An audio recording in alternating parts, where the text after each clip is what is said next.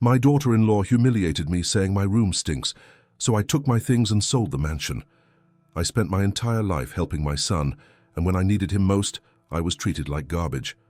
My daughter-in-law said I was a nuisance, that my smell ruined her house.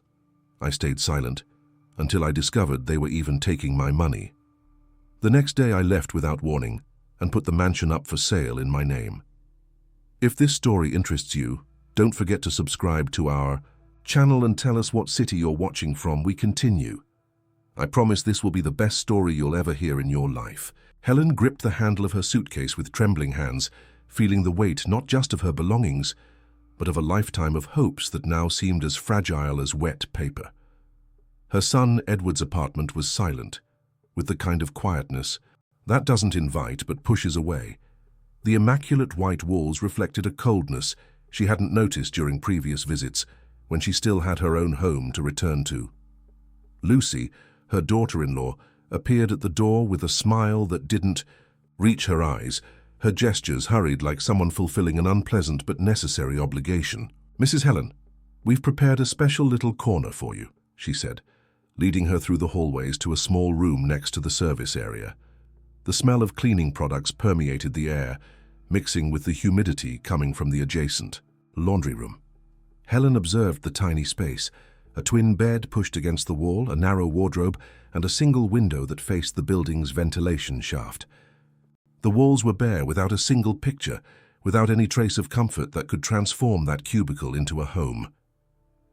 "It's temporary," she whispered to herself, trying to push away the growing sensation that she had made a terrible mistake. The first days dragged on like an uncoordinated dance between three people pretending to be a family. Helen woke up early, conditioned by decades of routine, and tried to make herself useful. She watered the balcony plants with maternal care, observing how the leaves responded to the water with silent gratitude. She prepared breakfast with the care of someone who cooks out of love, seasoning each gesture with memories of happy mornings beside her late husband Anthony. But her small contributions were received with indifference or poorly disguised irritation. Lucy undid what she had done, reorganizing the plants according to aesthetic criteria Helen didn't understand, throwing away the coffee that was too strong and preparing another more watered down, as if correcting a childish mistake. Edward, when present, limited himself to distracted nods, always with a phone in his hand or his mind on matters that seemed infinitely more important than his mother's presence. Meals were moments of silent tension.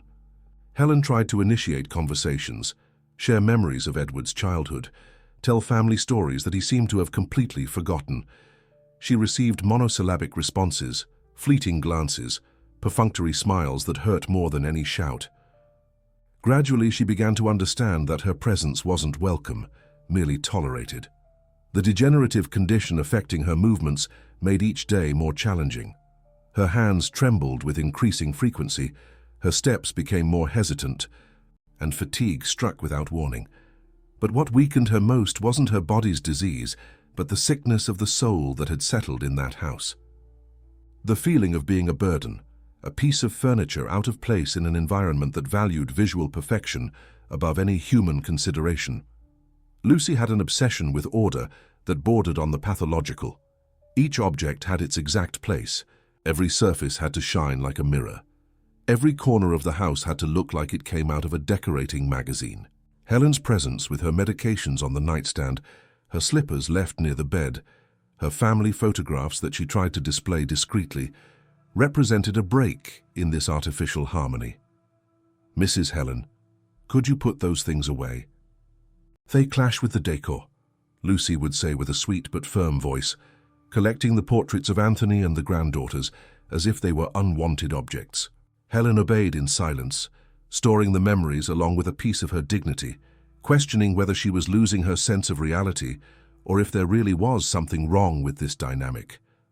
The granddaughters, Bethany and Carly, were sporadic presences in the apartment. Bethany, 17, lived glued to her phone, barely greeting her grandmother with distracted waves. Carly, 14, was more receptive, but Helen noticed a certain hesitation in her gestures, as if the girl had been instructed to keep her distance. The conversations they used to have, full of laughter and complicity, had become rare and superficial.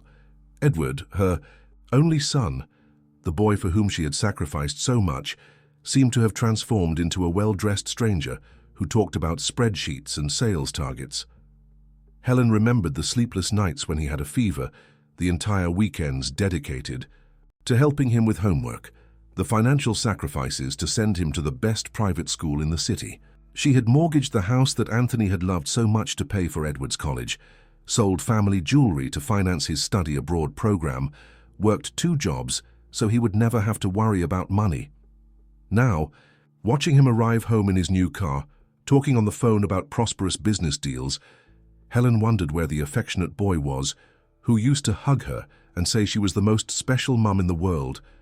This man, who shared her table, seemed incapable of seeing her as more than an uncomfortable responsibility, a problem to be managed efficiently, but without affection. The nights were the most difficult moments. Lying on the narrow bed, hearing the noises from the laundry room, and smelling the persistent scent of detergent, Helen wondered how she had reached this point. At 79, after a lifetime dedicated to family, she found herself alone in a room that seemed more like a storage closet than a home. The memories of her own house, with the garden that Anthony had cultivated with such care, with rooms full of memories and stories, seemed to belong to another person, to a version of herself that might never exist again. The silence of the early morning was broken only by the noise of the refrigerator and occasional footsteps in the hallway. Helen closed her eyes and tried to transport herself to better times, when she woke up beside Anthony and they planned their day together, when the granddaughters ran through the house filling it with life and joy, when Edward still called to ask how she was doing and if she needed anything. But reality always brought her back to that small cold room, where each morning represented another day of cordial silence and loneliness disguised as family coexistence. The days succeeded one another in a routine that Helen tried to make meaningful, but which revealed itself increasingly empty. She woke before dawn, conditioned by decades of active life, and walked through the silent house trying to find her place in this hostile environment. She prepared tea in the impeccable kitchen, always careful not to leave any trace of her presence. That might irritate Lucy. It was during one of these solitary mornings that Helen decided to organize some of her personal documents. She had brought a folder with important papers, certificates, bank statements, insurance policies, and wanted to leave everything in order so as not to cause trouble for anyone. While leafing through the documents on the small nightstand, she noticed some inconsistencies that left her uneasy. Bank statements showed transactions that she didn't remember authorizing, small amounts being debited monthly, always with vague descriptions like family maintenance fee or residential contribution. Helen frowned, trying to recall if she had agreed to these transactions. Her memory, despite her age, was still sharp for financial matters. Anthony always said she had a head for numbers better than many accountants. The uneasiness grew when she found among her papers documents she didn't remember signing. There was a power of attorney granting Edward broad powers to manage her finances, dated just 2 months after Anthony's death, when she was still in deep mourning and vulnerable. The signature looked like hers, but Helen couldn't recall the moment when she had authorized such a document. She decided to approach Edward to clarify these questions, but he was always busy, leaving early and arriving late, always involved in important calls that couldn't be interrupted.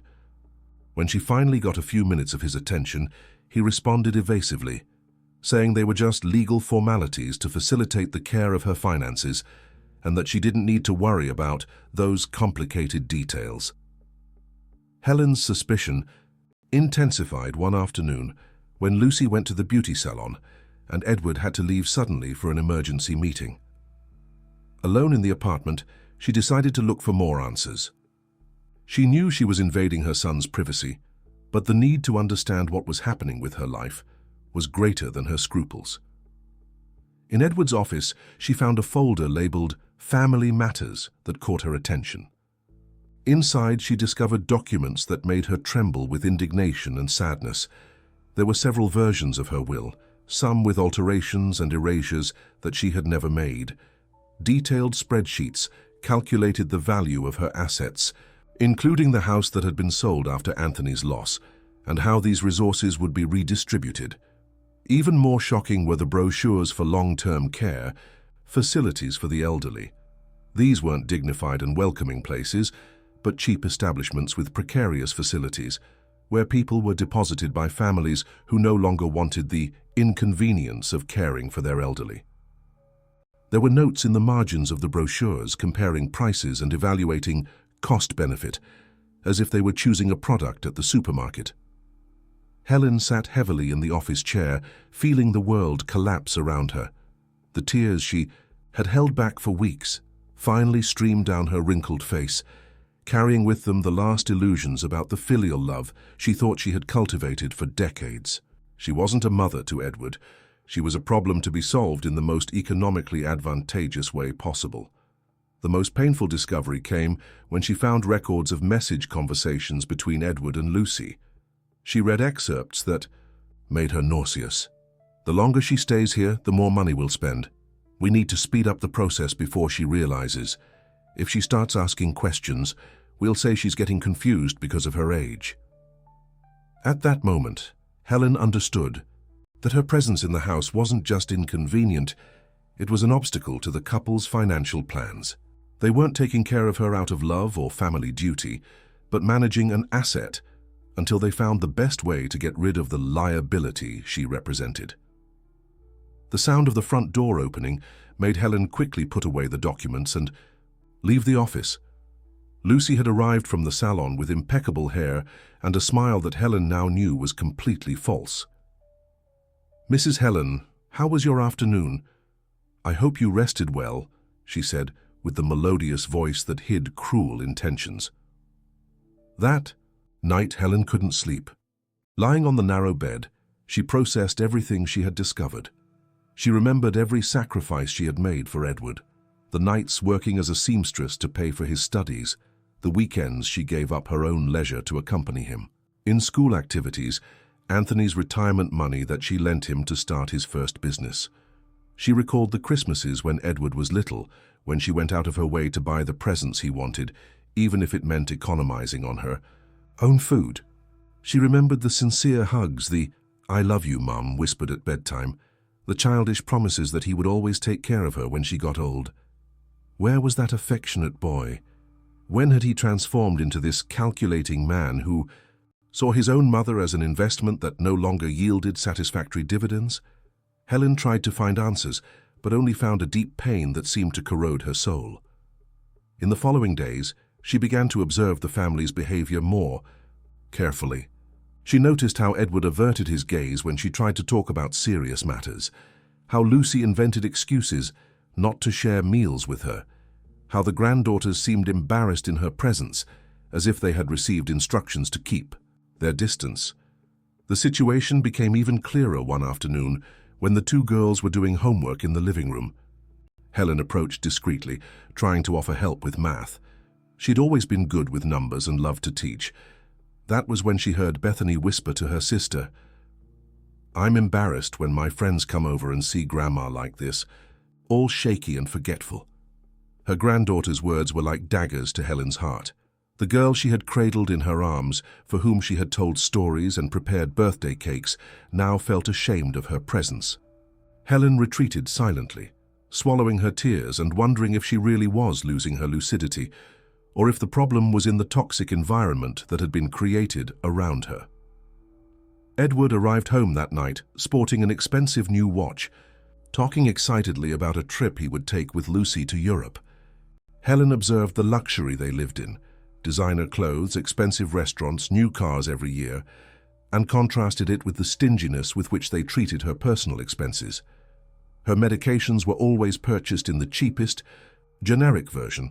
Her clothes came from thrift shops. Her few pleasures were seen as unnecessary waste. With each discovery, with each small cruelty disguised as care, Helen felt that a part of her died. It wasn't just disappointment with her son.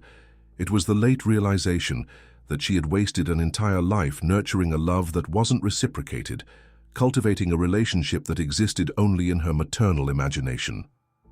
It was on a rainy Thursday morning that Helen received an unexpected call from Martha, the former caregiver who had helped Anthony in the last months of his life.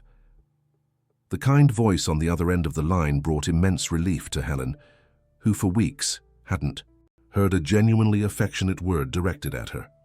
"Mrs. Helen, I've missed you. How are you adapting to Edward's house?" Martha asked with the sincerity that Helen so missed. For a few seconds, Helen hesitated, conditioned by weeks of forced silence, but something in the friendly voice encouraged her to open up. "Martha, my dear, I don't know what to think anymore. Sometimes I wonder if the problem is me, if I'm really getting confused like they insinuate," Helen whispered into the phone, checking that no one was nearby. She told her about the small room, about the coldness of the treatment, about the disturbing discoveries she had made. Martha listened in silence, and when Helen finished, her response was firm and enlightening. "Mrs. Helen, you're one of the most lucid people I know. What's happening to you isn't mental confusion, it's abuse. Emotional and financial abuse. I've seen this before and I can help you." Those words were like a balm to Helen's wounded soul. Finally, someone validated her feelings, confirmed that she wasn't imagining things, that her perception of reality was correct. Martha arranged a meeting for the next day at a discreet cafe far from Edward's apartment. The meeting with Martha was revealing. The caregiver, a 50-year-old woman who had faced her own challenges in life, listened attentively to all the details Helen shared. She explained that situations like hers were more common than people imagined, that many elderly people suffered. In silence, this kind of violence disguised as family care. "Mrs. Helen, you have rights. You have the right to live with dignity, to control your own finances, to not be treated like a burden," Martha spoke with conviction. "Help is available. There are places where you can rebuild your life with autonomy and respect." Martha told her about residential communities for seniors that were completely different from the human warehouses that Edward was researching. Places where elderly people lived independently, participating in activities, maintaining hobbies, forming new friendships. Places where aging was seen as a new phase of life, not a sentence of isolation. Helen listened with growing interest about support groups, community centers, programs that promoted autonomy in later life. She discovered that there were lawyers specializing in elder rights, that there were specific laws protecting people in her situation, that she didn't have to passively accept the degrading treatment she was receiving. In the following days, Helen began to discreetly attend some of the support groups Martha had mentioned. She left the house saying she was going for a walk or to shop, but in reality, she was discovering a world she had completely unknown. She met other women with stories similar to hers, heard accounts of overcoming and rebirth that deeply inspired her. Connie, an 82-year-old widow, told how she had left her son's house after discovering he was diverting her pension. "It was the best decision of my life," she said with her eyes shining. "Today I have my own place in an assisted living facility. I paint pictures, play cards with friends. I even learned to use a computer to talk with my grandchildren who live far away."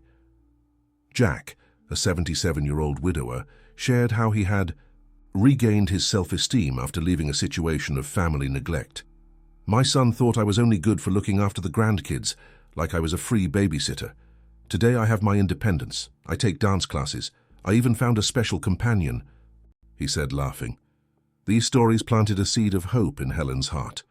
She began to imagine a different life, where she would wake up every morning with purpose, where her opinions would be respected, where she could age with dignity instead of being treated like a problem to be hidden.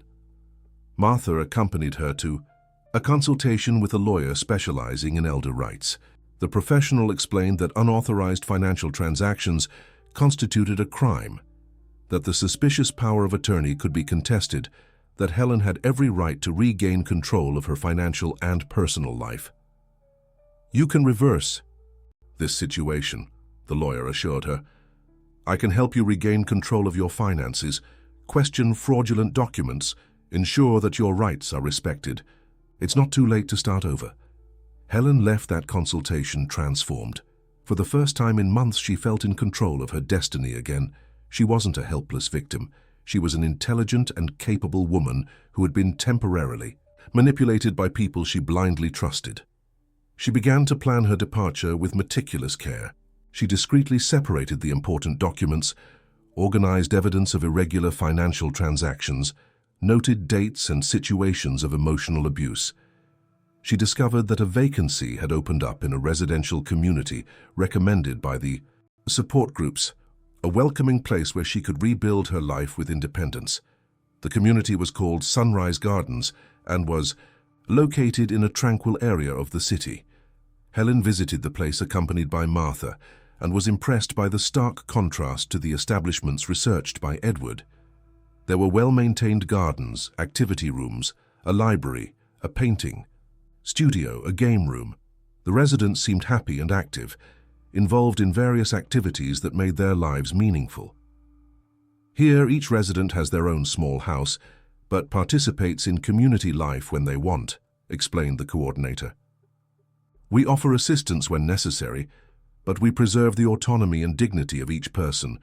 We have classes, outings, festivals, a community garden. It's a place to live, not just to exist. Helen knew at that moment that she had found her new home. In the following weeks, she silently organized her new life. She opened a bank account at another bank, transferred resources to ensure her financial independence, prepared legal documents revoking the fraudulent power of attorney. The most difficult moment was deciding how to say goodbye to her granddaughters. Helen knew that Bethany and Carly had been influenced by their parents, but she still believed that deep in their hearts, they held some love for their grandmother. She decided to record a video explaining her decision, telling her story with sincerity, without bitterness, but with firmness. "My dear granddaughters," the video began with an emotional but serene voice, "when you watch this, I will have already left for a new home. I want you to know that I'm not running away from you. I'm saving myself from a situation that was destroying my soul. I love you more than words can express, but I can no longer live being treated as a burden or a problem to be solved." In the video, she explained her discoveries, her pain, but also her hope for a better future. She made it clear that her door would always be open to them, but that she would only accept visitors who treated her with the respect and love that every person deserves, regardless of age. On the eve of her departure, Helen packed her bags, carefully, keeping only what had real sentimental value. She left on the bed a folder with all the evidence of the financial and emotional abuse she had suffered, along with letters explaining her decision to Edward and Lucy. The morning was clear when Helen closed the door for the last time to the room that had never become her home. She carried only 2 suitcases with the essentials and a heart full of a courage she hadn't felt in decades. Martha was waiting for her in the building's lobby, smiling with pride at the strength Helen had found within herself. The journey to Sunrise Gardens was silent, but not melancholic. Helen observed the city through the car window, feeling that she was seeing everything with new eyes. She wasn't running away, she was starting over. At 79, she had finally chosen herself. The community welcomed her with a celebration. Connie, whom Helen had met in the support groups, was at the door of her new house with a bouquet of flowers from the community garden.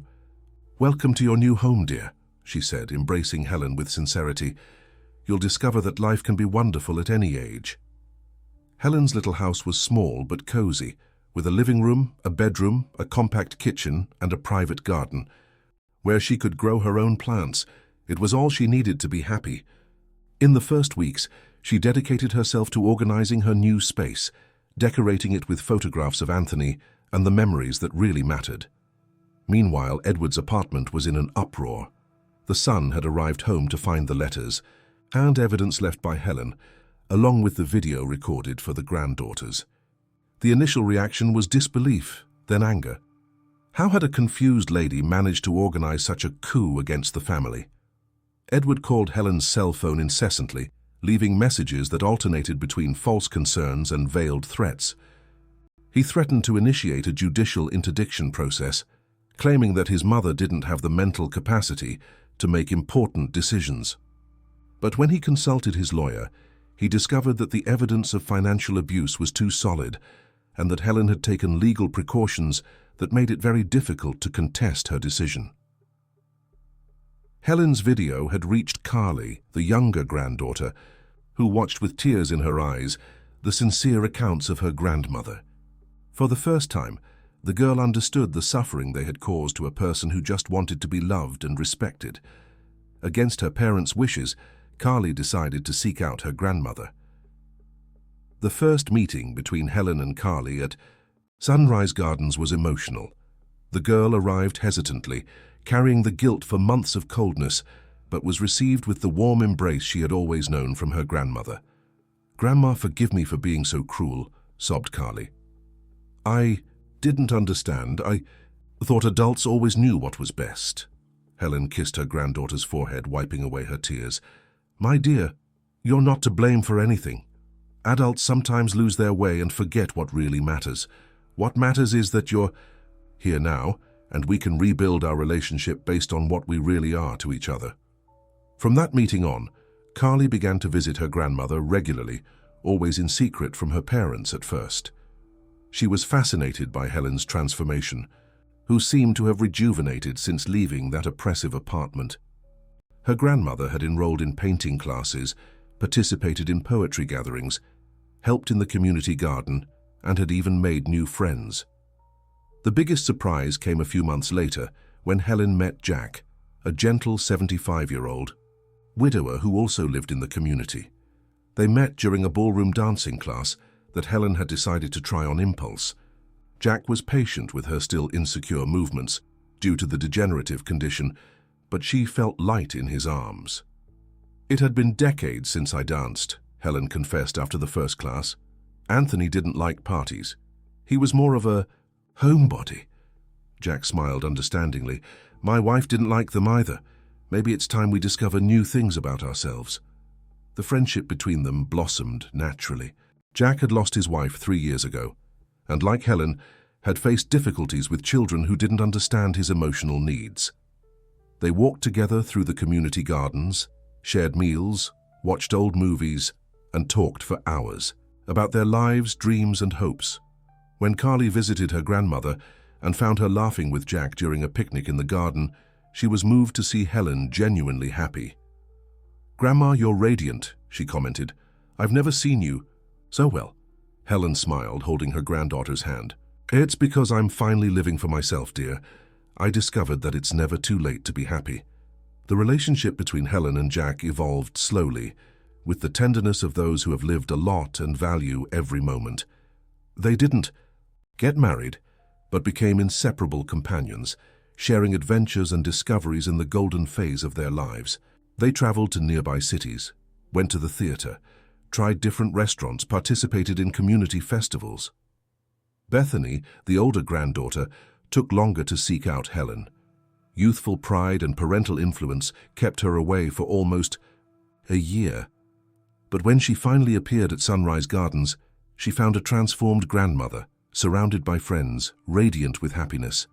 The contrast with the sad and diminished woman she had left in her parents' apartment was shocking. "Grandma." "I was wrong," admitted Bethany, now more mature at 18. "You weren't getting confused, you were being suffocated. I apologize for everything." Helen embraced her older granddaughter, whispering, "What's important is that you understood, my dear. True love always finds a way." Edward tried several times to reconnect with his mother, but always with ulterior motives. His visits were tense, laden with attempts to convince her to return or to discover details about her reorganized finances. Helen received him politely, but maintained clear boundaries. She had forgiven, but not forgotten. The great gift Helen decided to give herself was to completely rewrite her will. She consulted with the specialized lawyer and allocated most of her assets to institutions that helped elderly people in vulnerable situations. For Edward, she left only a symbolic amount and a letter explaining that true inheritance is not material goods, but values and love. For her granddaughters, when they reached maturity, she left special gifts, family jewelry, old photographs, letters telling the family history, and education funds that could only be accessed when they demonstrated understanding of the value of respect for the elderly. Helen began to dedicate part of her time to lectures and support groups, sharing her experience to encourage other elderly people in similar situations. Her story became an inspiration for many people who found themselves trapped in toxic family relationships, showing that it's never too late to choose dignity and self-respect. On an especially beautiful Sunday afternoon, as Helen and Jack walked hand in hand through the community's flowering garden, watching other residents engaged in their favorite activities, she reflected on her journey. The golden afternoon sun illuminated her serene face, free from the worry lines that had marked her last years in her son's apartment. "You know, Jack," she said slowly, "for so many years I thought my life had ended when Anthony passed away. Then I thought I was condemned to be a burden to my son. Today I discovered I was just in the intermission between two acts of a very long play. The third act is turning out to be the most beautiful of all." Jack squeezed her hand tenderly. "And we still have many scenes ahead, my dear." Helen smiled, watching Carly approaching with a bouquet of flowers she had picked from the community garden, while other friends from the community prepared a surprise to celebrate her 80th birthday. That night, surrounded by people who truly loved her, Helen blew out the candles on the cake made by the caring hands of Connie and made a silent wish that other people in her situation would have the courage to choose happiness, even when it seems too late to start over. End of story. Dear listeners, we hope that Helen's journey of courage has deeply touched your hearts. As she discovered, it's never too late to choose our own happiness and dignity. To continue experiencing stories that celebrate the strength of the human spirit, we've prepared a special selection of equally moving narratives that you'll find right here. If Helen's transformation has inspired you, don't forget to subscribe to our channel and leave your like on this video. Every day we bring real stories that explore life's challenges and victories, showing that hope and new beginnings are possible at any age. Share your own experiences and reflections in the comments. Your story might be the inspiration someone needs.